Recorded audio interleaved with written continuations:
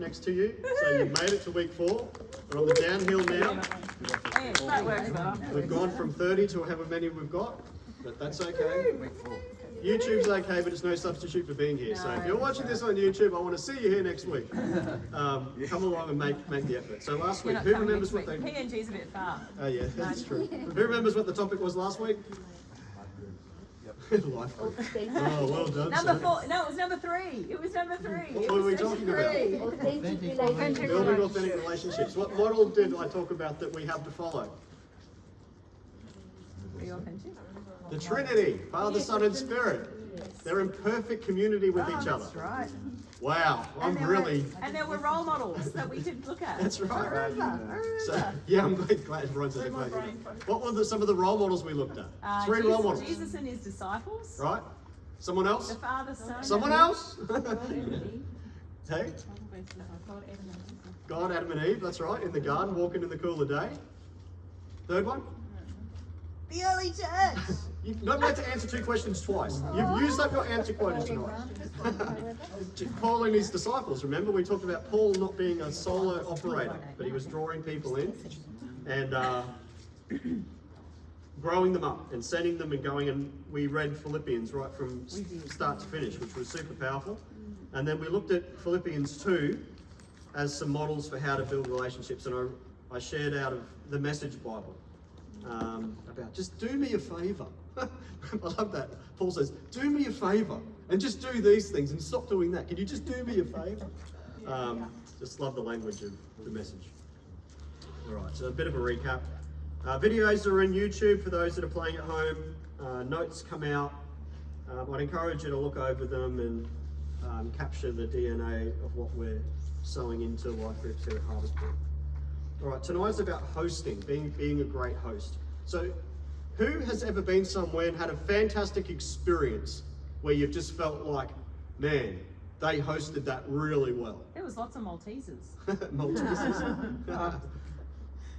Have you ever been to a restaurant and just was blown away by the way you were hosted? What's that experience? Can you remember? Definitely. Tell me about it. You felt like, kind of like family. Right. Rather felt than you just connected. going to eat and Right. they're serving you. They were interested in you. I'm talking about last Thursday. They were interested in you, had a chat when they came to the table, not just put your food down. Right. Yeah. You know what I was thinking?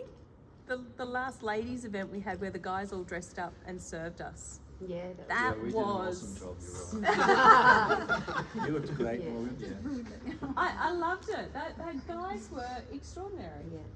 I think, yeah, I felt appreciated. Right. Yeah. Felt appreciated. Taken care of. Taken care of. Have you ever been to an event and it's just been seamless? Like it could be a sports event, it could be a social event, doesn't have to necessarily have to be a restaurant or something, but like you've just gone in and it was like, man, nothing, that was just like awesome from start to finish. Yeah. What do you think the key to that is? That just doesn't happen. Preparation. Preparation is going to be a key point, which was one of our 3 P's right at the start, if you remember. Yes. Preparation, pastoral care. Does anyone remember what the third one was? 3 P's? Pray. Pray. You spend 50% of our time praying, because praying prepares the atmosphere for your small group and the place that they're entering in. I read somewhere about how to host a really good, successful home group is spend some time praying through the place where that group's going to meet before they even come in. I mean, it's your house, so pray over the doorposts. Lord, let every person who walks through the door, this doorpost here, have an encounter. I'm just going to, in faith, I'm just going to put some anointing oil over my doorpost, that when my life group walks through the front door of my house, they're walking into a sanctuary. They're walking into an anointed place. Because I've done some prayer, I've done some planning in the spirit. I've been preparing the ground for where my friends and family are walking into. And even they talk about praying afterwards. It's like you might have some bugs that join in because we've got lots of new people coming, right? And in revival, it attracts bugs. Not everyone's as sanctified as you are, right? Not everyone's as holy as you are. You might have a few loose ends that wander in and become part of your life group. You might have to say, Lord, can you just deal with some of that stuff at the close of the meeting? So you're just doing a bit of housekeeping in the spirit, as well as in the natural, because no one wants to walk into a dirty house. But in saying that, don't make your house an idol. Yeah. Just plan. It's supposed to be family coming together.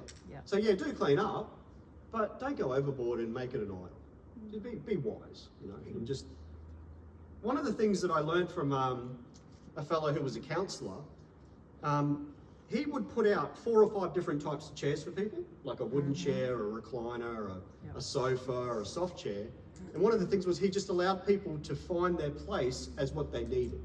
You know, some people might have a sore back or a bad thing and they can't sit in a sofa for too long. It just hurts them, or they might just want to sit on the floor. One of the ways that we can be a really good host is just, okay, what can I do to accommodate the people that are coming? And so he would very intentionally put out a metal chair, a wooden chair, a soft chair, whatever, and he would just let their client, the person that he was meeting, just come and just find their place. And he was just creating options. Just saying, I care. I'm not going to dictate to you where you should be sitting. Just find a place. So that's part of being that host, is we're just opening our hearts and opening our homes to people. And at the start, we're going to probably be engaging with people that we know, but as you spend the next 12 to 18 months leading a group, you're going to find there's people going to join that you just don't know. And that's the beauty of this. You're going to be building authentic relationship, building those connections, building places of transparency and trust and security where people get to open their lives up and do life together. But create that drop zone for the Holy Spirit to come and touch people's lives in your lounge room, or wherever, in your rumpus room, in your meeting room, in your backyard, wherever it's going to be. But that's all the things we're going to be talking about. I'm probably getting a bit ahead of myself, but I can think of places and events that you go to and you just know that it's been really well planned because it just happens, and it's like, man, I didn't even notice that.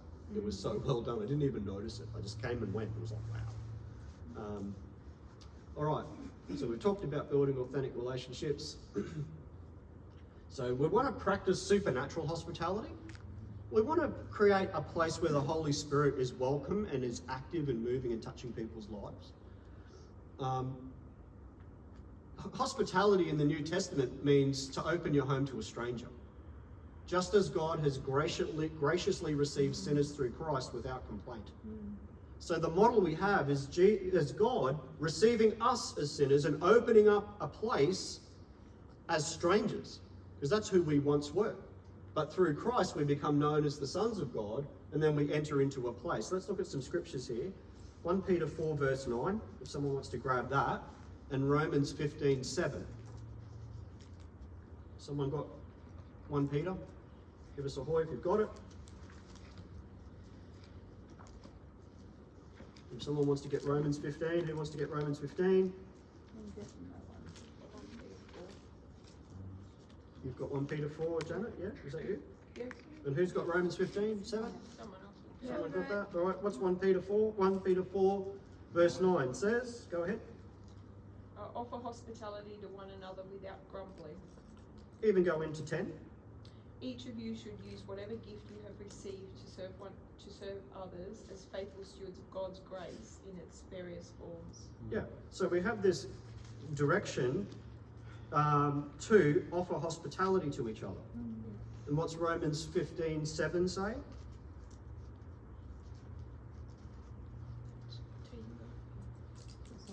Therefore, welcome one another as Christ has welcomed you for the glory of God. Therefore, welcome one another as Christ has welcomed you. Wow. So once we were far from God, and now that he's brought us near through the cross, that should be our attitude in how we serve and receive other people.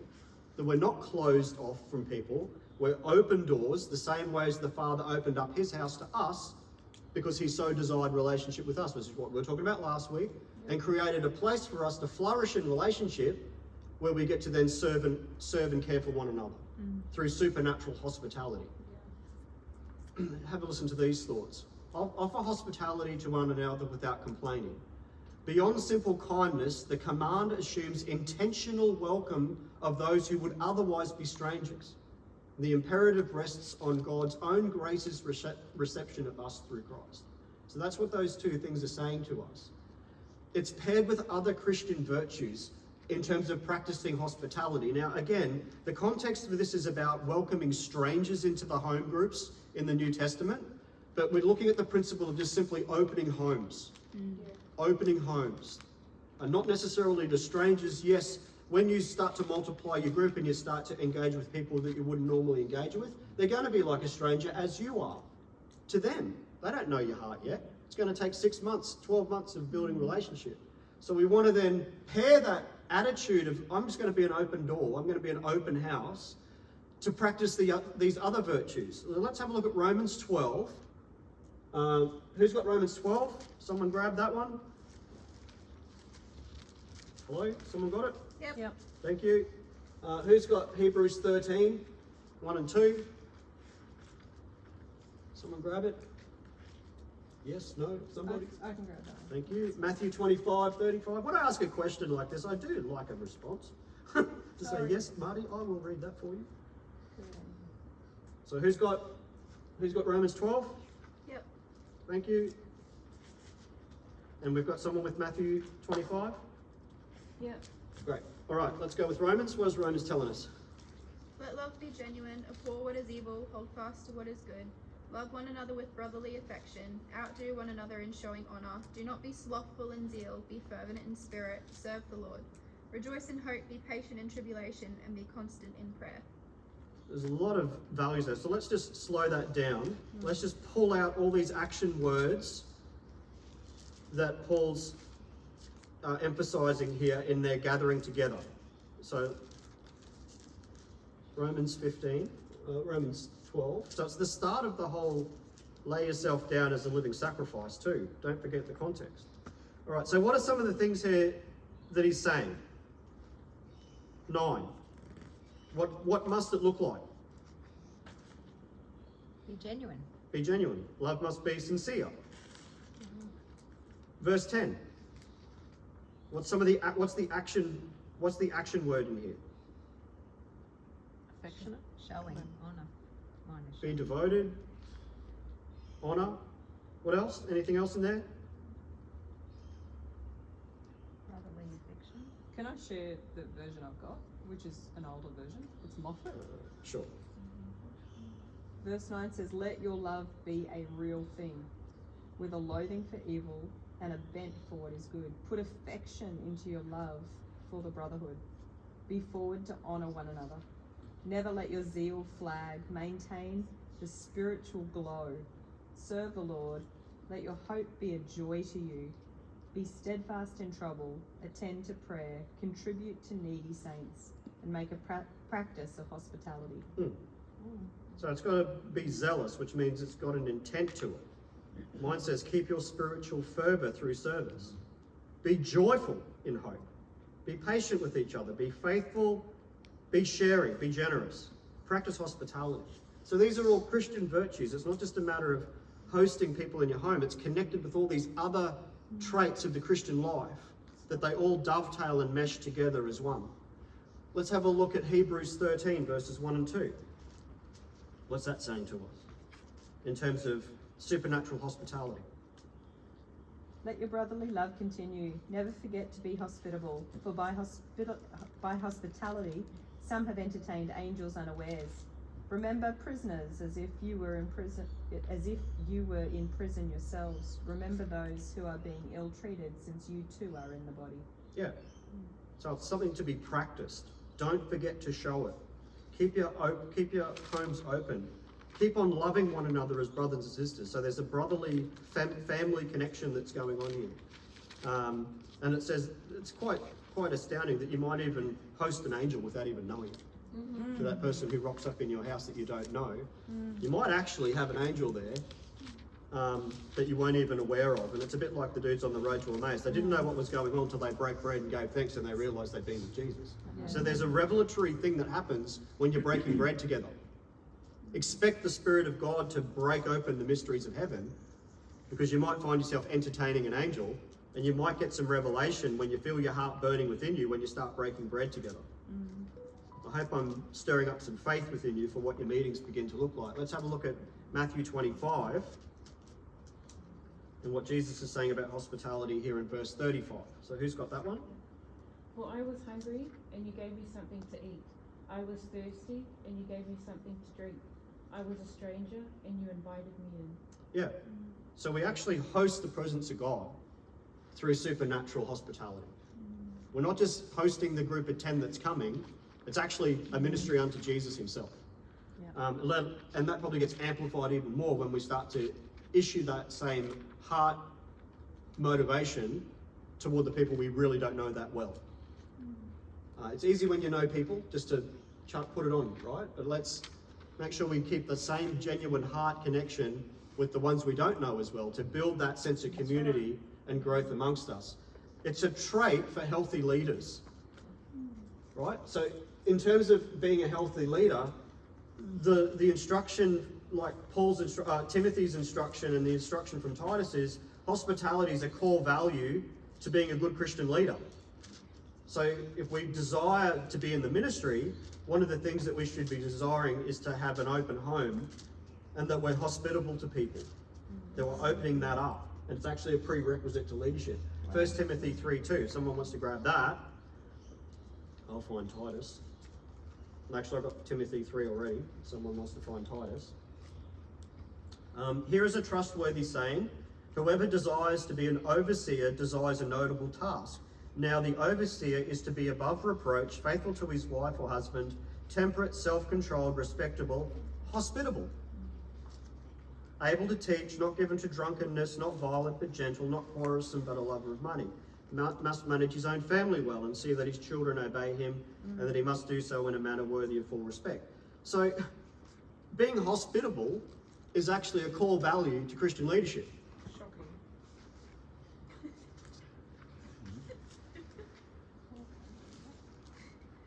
What about Titus 1:8? Someone got that?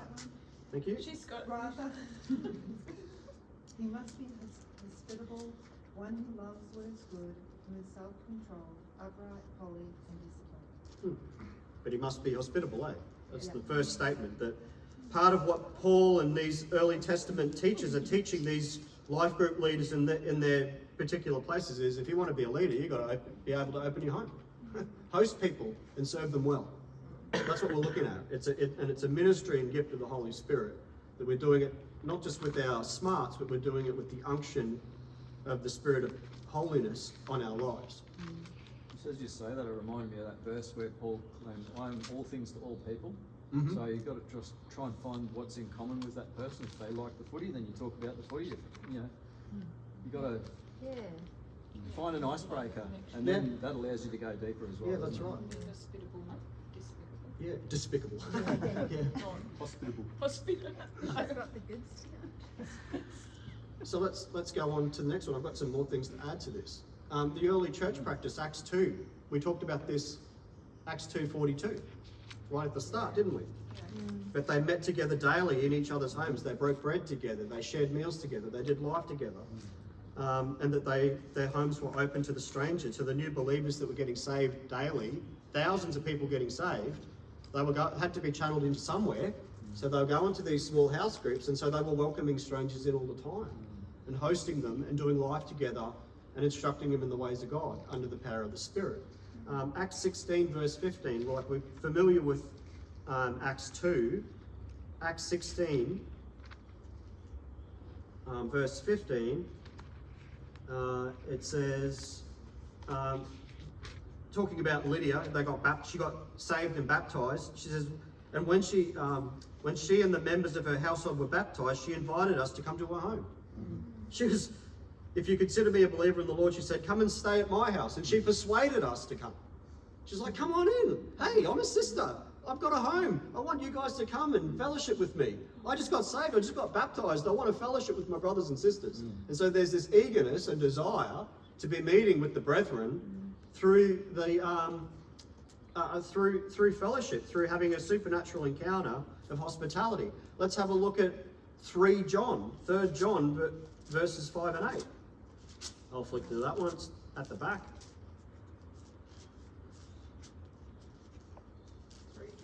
3 John, so John's third letter. Dear friend, if you are faithful in what you are doing for the brothers and sisters, even though they are strangers to you. They have told the church about your love. Please send them on their way in a manner that honours God. For it was for the sake of the name that they went out, receiving no help from the pagans. We ought therefore to show hospitality to such people, so that we may work together for good. So John again is just talking to his friend Gaius, saying, hey, practice hospitality to these ones. Welcome them in. Where genuine faith is present, doors open, tables are set, and hearts expand to include the outsider. And it's a place where life's regenerated. Sitting around your table, having a meal with an open home is where life happens. It's where real life happens. It doesn't necessarily happen here on a Sunday morning from 9:30 to 11. But that 45 minutes of intimate time around a meal in your house is where real life happens. So there's a lot going on there. We've talked about hospitality as a leadership qualification. House churches, again, going back to these verses I was just looking at, house churches depended on being open homes. Like the traveling ministers, like Paul, going from city to city, were dependent upon a spirit of hospitality being in those communities. So he could get fed and had somewhere to sleep. Yeah. So you might need to be a host for someone for a season. You go, hey, I've got a spare bedroom, or I've got this, or I've got that. Come and stay with us while you get back on your feet. I've got meals. I can do this, and it's a living testimony that there is no Jew or Greek, for we're all one in Christ. There's no separation. We're all as one. And the other example we have is obviously Jesus' table ministry. Jesus hosted lots of dinners. He had lots of meals with people. So think of the Last Supper. Think of the times where he actually humbled himself to the very point of doing the job that no one else would do and wash feet. That's all happening in a spirit of hospitality, in a place of an open home, in a place of gathering and fellowship. So is there any thoughts on any of that strike you when it comes to being a great host and practicing supernatural hospitality? Just something that, just the washing of the feet. Having been in Israel, they're washing feet that have walked through dusty ground. It's not like washing feet here, which are already washed and clean, and just the parallel of we might actually be washing very messy, dirty, messy lives. Yeah.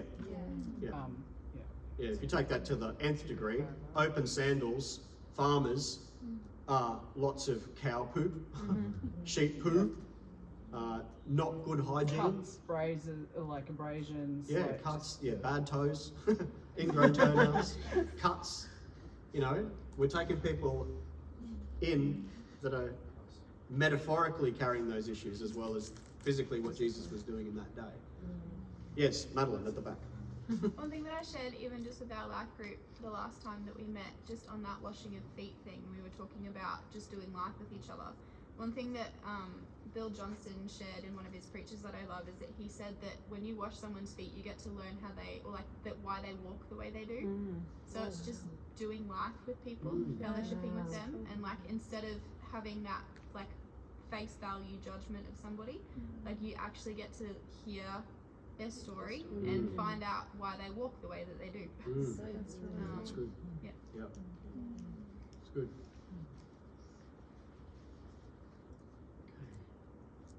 So what we believe should be affecting our behaviour, and that's why those traits that he's talking about, that those other virtues that Romans and Hebrews and Jesus talking and Matthew talk about, and then Timothy and Titus are talking about, what we believe should then be shaping the way that we serve people around us. It's not just good enough to be well married and careful in your speech and that. All of that should be then motivating how we care for other people as well. Leaders who can't welcome people into their homes are deemed unfit to shepherd God's household, it says here. I don't think I need to go on with any more of that. Yeah, it goes for Sundays. So there's lots of big stuff there, heavy stuff, and we're just simply talking about hospitality. Bible's got plenty of things to say about lots of things, right? So again, we're being challenged to engage with this teaching in the New Testament. How am I going to apply it to my life? And how then am I going to be an example to my life group in doing this community thing together? Okay, so let's talk about planning. We talked about if you go into a great event and it works really good, there's like a seamlessness to it and you just know it's really well planned, and there's been a lot of preparation that's gone in behind the scenes on what has made that thing successful. So consider the following things when you're putting your meetings together or planning to meet. Now there'll be some stuff that you'll start with in its genesis period that will probably get tweaked from week to week, and then eventually you'll get a pattern down that just works for your particular group. But consider the following things. Why are we actually meeting? What is the point of us getting together? Now, I'm hoping that you're getting the understanding of why life groups are going to be so important to Harvest Point Church. Why are we here? What's the motivation? What's the vision? What's the purpose for me, for this life group that I'm leading? So again, think of the bigger picture. And once you get that established down, it will help you in your motivation and in your planning, going, that's why we're doing it again. Because we want to grow Bible-based disciples. We want to be a place where we're building authentic relationships. We want to be a place where people get to get activated in their gifts. We're creating a place where people are feeling safe and they can be transparent and open with each other. We're not just here to be in a dead-end group. We're here to see this group multiply because we're expecting a harvest of people to come in. So we're going to need to grow leaders. So we have a core value of why we're here, to find the next leader in the next 12 months. So having those core values at the forefront and always just, why am I doing this again? Oh, that's right. I'm the primary point of pastoral care for these people. Oh, why am I here? Oh, I get to pray for these 10 people every week. I get to be the sounding board. I get to be the place of hosting the presence of God every week in my home. So keep knowing your why is a big deal. Why am I doing this again when it gets tough? Oh, that's right. I'm part of a bigger picture. Oh, yeah, and I'm with another group of 20 other leaders, that I'm not an island. I can connect with other people. Hey, I'm struggling with this. Can you help me? Sure. What do you need a hand with? I need a hand with this. Great. I've got that. I've got someone in my group that might be able to come over and help you with your group. Right? Because we're interdependent. That's another core value. We're not islands. We're not rogue. We're not cancer cells going malignant. No, we're connected. Healthy things grow. And we're all in the same petri dish of culture that we're growing things in. Yeah. So why are you doing what you're doing? Keep that at the forefront of why am I here? The second question to ask is where? Now this is, again, some of you are already meeting. So where is your meeting happening? And it could be regional, it could be, it's just setting the location as a starting point. We're going to meet here on Tuesdays at 10 o'clock. My house is small, I want to host 10 people, church is here, I'm going to get 10 people and meet here. Or we're going to go to the cafe like the ladies are already doing. Or you might be in a particular suburb. I'm in Flagstone, I'm in Cedar Grove, I'm in da-da-da, okay? Is there any other life groups in this area? No, we've got no life. Okay, we're going to establish a life group in Flagstone. And which part of Flagstone are you in? North, south, east, west. Okay, I'm in east. Great, we're going to have one there, we're going to have one north, we're going to have one south and one west. But we're going to start there in east, and we're going to grow some leaders, and we're going to multiply that group to go from east to west. That's great. Why are we here? Multiplication. Yeah. We're going to be growing. So you can be strategic and starting to set those boundaries in where are you meeting. Yeah. So that's a big picture thought right there. Regional, thinking regional or geography. Then break it down. Which room are we going to use in our house? Are we going to sit around the lounge room? Are we going to sit around the dining room? Have we got an entertainment area? Are we going to sit around the back on the back veranda because it's really nice out there and everyone can see each other and it'd be engaging? And then you start prepping the area. Just have a nice tidy place. It doesn't have to be sparkling crystal clear. Take the pressure off. We've all had kids. We know what messy kids are like. We've all got busy lives. But you go to an effort to show how I care about you enough that I'm going to make sure the toilet's clean when you come. I'm going to make sure that there's. Right? I'm just being very, very practical. I'm just being very practical. Toilet goes down. You know, do you have to actually ask people to bring a chair because you might not have enough chairs? Do I need to get some chairs? No, hey, can you guys, we're going to sit out on the back deck. I've got like 4, but if you guys can bring a chair, we'll have enough chairs for everybody. Because you're planning and prepping where you're going to have your gathering. It's just being a good host. Nothing worse than walking out, I've got nowhere to sit. Yeah. Or we don't want to be, you ever gone to the restaurant, you're just standing around. Waiting, where's there, because you indicated there's no room for you. We want to create room for people. So by having this mindset of preparation and planning from week to week, it's going to work. Now, it'll be harder at the start than it will, because once you get into the rhythm of it, you'll know, okay, I've got people coming over tonight, we need this done, da-da-da, and it just happens. Makes sense, right? Who is coming? Who's in my group? Have you done your prep and rung around and been in contact with your people this week? Hey, are you guys right for coming around Wednesday night? We're just checking in, making sure everything's okay. So who's coming? Making sure you've got there.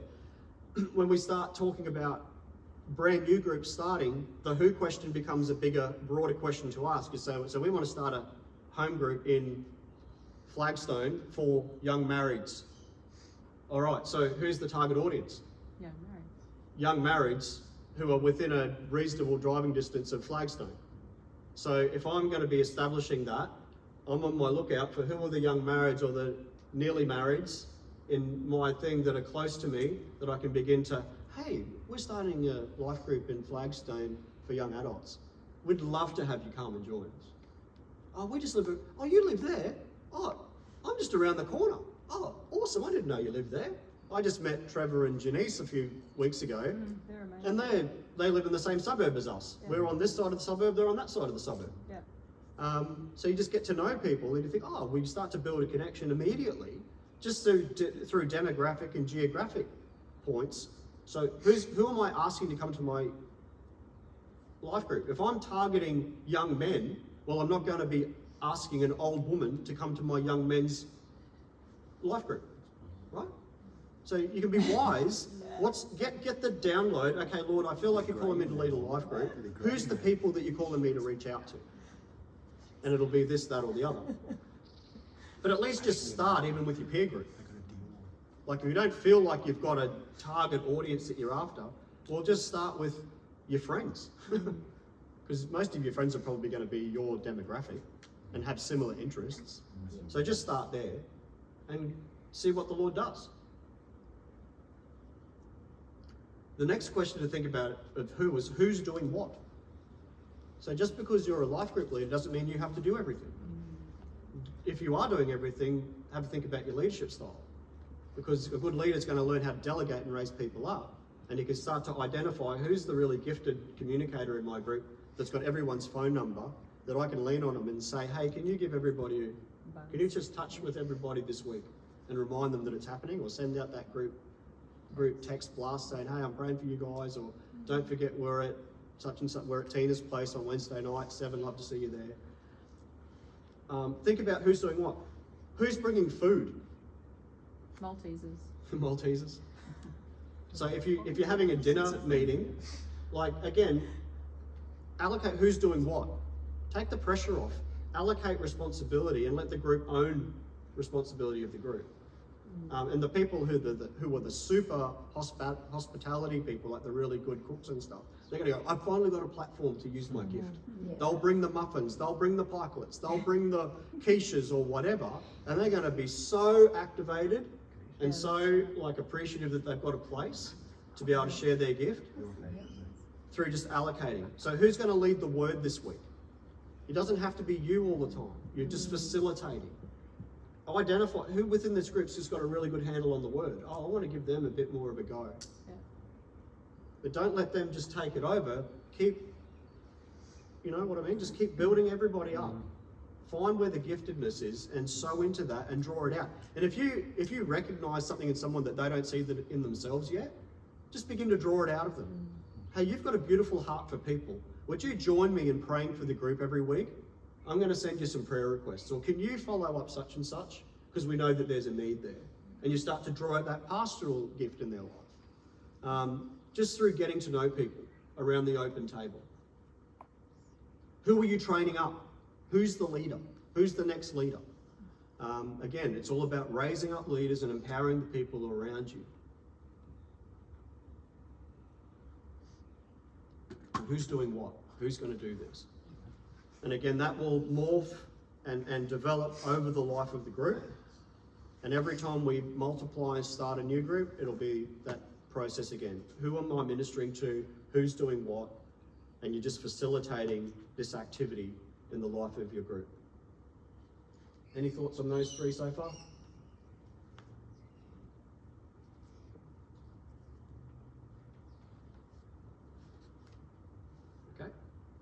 Can you guess what the next question might be? When? When are you going to meet? So again, establishing this at the start. When are we going to meet?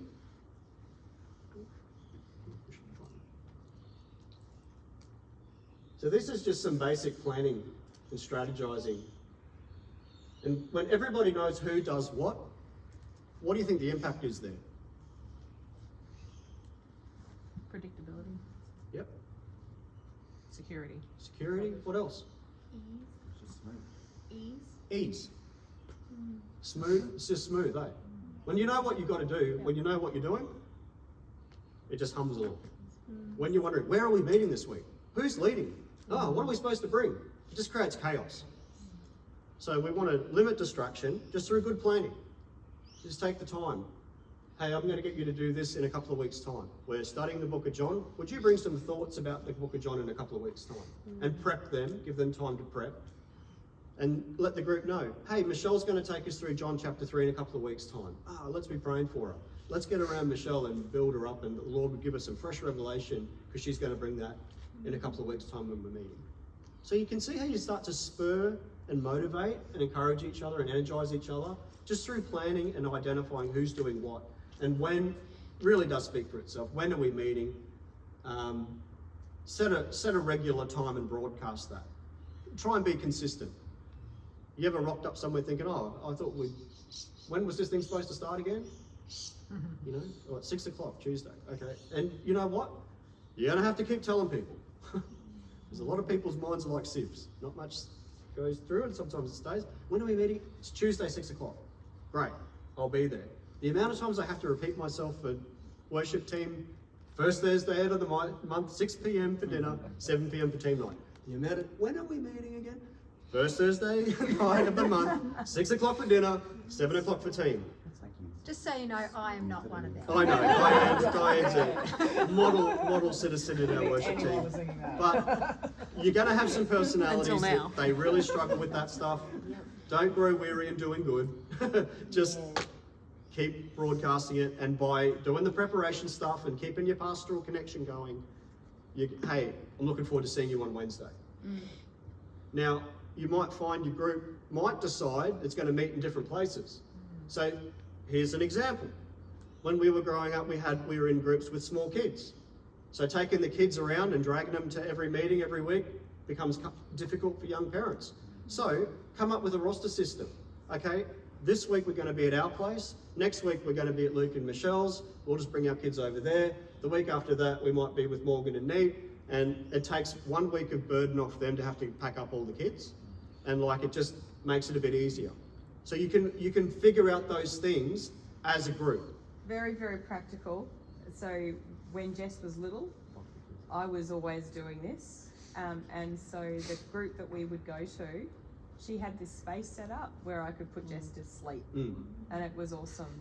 Yeah. So even just thinking ahead to make a space. Yeah, I was actually, that ties in with the where question. Where are you meeting? Do you need to allocate some space for kids? And you know what? Sometimes the host just might have to allocate a childminder for that night. That they're just not getting anything out of it. They're going to be the ones that are going to be responsible for looking after the kids that night. But they'll get their meet then, next week. And you can allocate those roles as your group needs it. If your group doesn't need that, well, don't worry about it. But if you have a group with young adults and my target audience is going to be young families. We're going to try and make it easy for young families to come together and be in a life group where their kids are welcome. And we're going to actually make a space that we're going to think about our time, we're going to think about food, we're going to think about activity, and maybe one of the parents or the parents that week are going to take the kids away and go do some craft or watch a DVD or do something with them for the benefit of the rest of the group, and then you can figure that out for the next time you meet. Just doing life. Just serving each other, honouring each other, and plan for it. Because don't get to the point where it's too hard to take the kids. That's it. Bring them. Where else are they going to hear it? They're going to make friends with the other kids. They're going to grow up together and be strong in God together because they've had this shared experience. So if you're in that life stage where you've got little kids and babies, figure out as a life group how you can serve each other and care for each other and make it work for each other. Don't let it be a hindrance to stop meeting. It happens too much, where it's just too hard. No, push through, push through. Rebecca's got years of experience of pushing through. So I was up here and she was down there, and by her own admission, she said, I never got anything out of it, but I was feeding myself outside of that. My responsibility was to care for the kids and just get them to church, knowing full well that I'm not getting anything out of this, but we're not here to get anything out of it. We want to be wise and feed ourselves. Okay? So when are we meeting? What are we going to do? It's a good question. What are we doing tonight? What are we doing this week? What's the focus of our group going to be? What's our target? So again, some of this stuff is the starting point for your content. Just take the Sunday morning message and break it open in your weekly meeting. Take the notes, be vigilant in listening closely to what Jack or Aisha or whoever's speaking has got. Get on the YouTube and listen to it again, listen to it in the car, whatever you can do, that you're gaining content. You might find that, what else are you going to do in that group? Well, we're going to make sure that we spend some time in worship. We're definitely going to be praying together. We are going to have dinner together. You might decide, no, we're just going to meet at 7 and go till 8. We're not going to do dinner. That's fine. You don't have to. But what are you going to do? And then what's content going to be? And then what are the functions of this group going to look like? What? So again, when you start to build your group, work with your leader in training and work in the community of your group and saying, what are we on about? What are we going to do? The more that you can broadcast that to your group, the more secure they are, because they know what's going on. We're studying the book of John for the next 10 weeks. Awesome. Be there or be square, like they're ready to go. We're going to be breaking down the last 6 weeks of marriage teaching in our group for the next 6 weeks. Fantastic. How do we apply that? Now again, that's going to be valuable for every demographic. So be wise. But if you find that, okay, that's not really applicable to the group of people I'm leading, at least study the Word. Just study the Word. Just read the New Testament together and figure out how to apply it to yourself. Plan for your outward, your ministry event. So Luke and Michelle are planning for Luke's birthday in a couple of weeks' time to invite a whole bunch of people over. That's going to be their outreach event. So part of this as well is to prevent us from becoming too insular. We're going to, every 8 or 10 weeks, you're going to plan for an outward focus event. Have a barbecue in the backyard and invite some friends over. Go to a park if you've got young families. Or figure out an activity that the whole group is embracing as our quarterly outward focus. What's that going to look like? Bang your heads together, figure out what works, and away you go. I'm nearly done.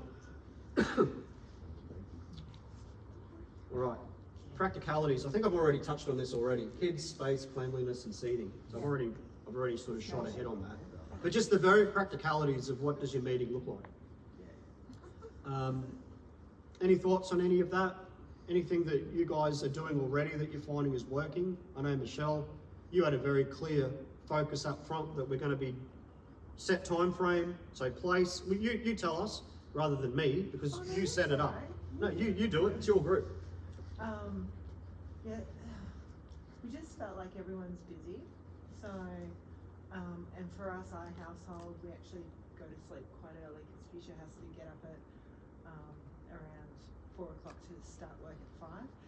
So we thought, an hour time frame can kind of work for people.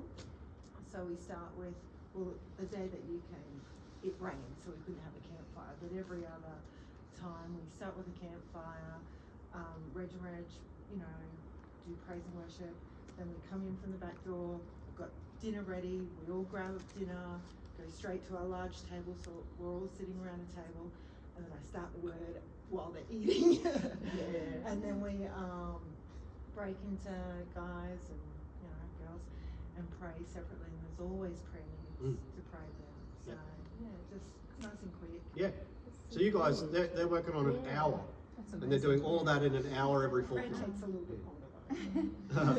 But your target is basically an hour. Yeah. You do dinner. As soon as people get out of the car, they go straight to the Yeah. campfire, come in. Yeah. So, Got our hands around. so the campfire is a very effective icebreaker. Yeah. And by an icebreaker, it's like, okay, you're getting people just shaking off the cares of the Good for day. kids too. Great for the kids, Yeah. did you say? Yeah. Yeah. So that's a great technique. Now, not everyone's got the ability to have a campfire, but you can think about, there's a great model that's, okay, we're an hour, busy people, we're gonna do dinner, this is our gathering point. Very structured, everyone knows what's going on, people have got things to do, we're doing the pastoral care, and I know you guys are planning Send outward out the focus. scriptures so everyone knows what scriptures they're doing. Yep. And how, Yeah. So they find a scripture and like it just flows. Yeah. So that's a great model for how that can work. Any other comments? I've got the call to have supper. Just in particular with the young adults with families, young kids. So a lot of the time you'd be distracted in church while you're caring for your kids, so it's important that you get to really dig deep into the Word on a particular night. And one of the ways we used to do it was like one of us would go one week and the other one the next week. So there's different ways that you can work that out. But it's super important, especially at that part of your life, because it can be hard with all the pressures that do something deliberate and really press in. And honestly, like kids, we used to just train our kids. Yeah. This is the 100%. appropriate behaviour in this meeting. It's you're raising the socially apt children to be adults, and the appropriate behaviour. The appropriate behaviour was governed by the wooden spoon and Mum's handbag. Because if we got up out of our Maybe sleeping we should bags on pause the YouTube floor, right now. That's actually, Errol put his in his back Let's- pocket at church. All right, well, let's take a break. Come back in 10 minutes and we'll finish off this second half. Hey?